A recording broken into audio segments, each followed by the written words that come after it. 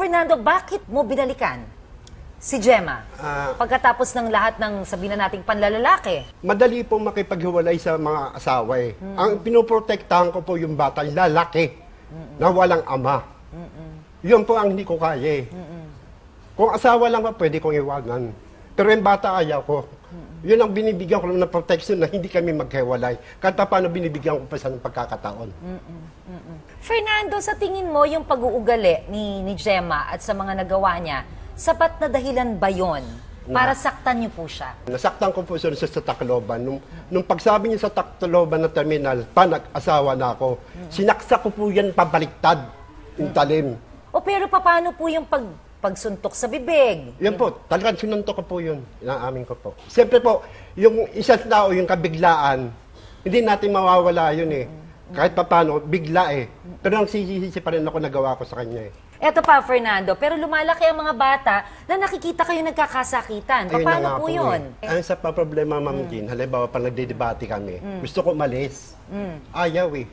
Ayaw kanyang paalisin? Ayaw eh. Bakit? Ayaw ko nga para hindi kami magkaroon ng ano eh, mag-init parehas eh. Nagagalit lalo pag umaalis ako lalayo. Naririnig daw po ang panayang mura ninyo ng mga bata.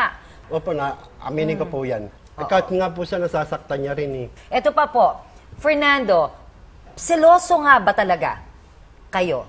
Hindi po, ma'am. Kasi ang pagsiselos, kung ako seloso, hindi ko po iiwanan ng Tacloban yan. Pagod na ako pa eh.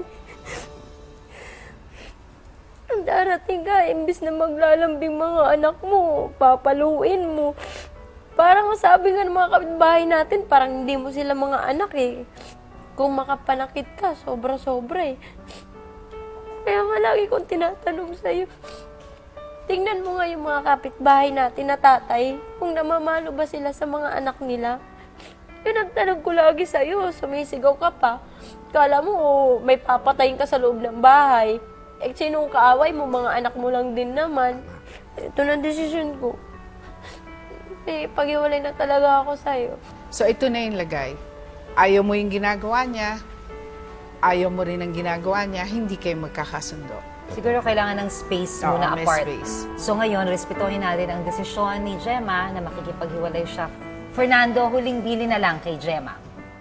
Sana, wag naman yung pabaya sa bata. Yun lang po ang hinihiling ko.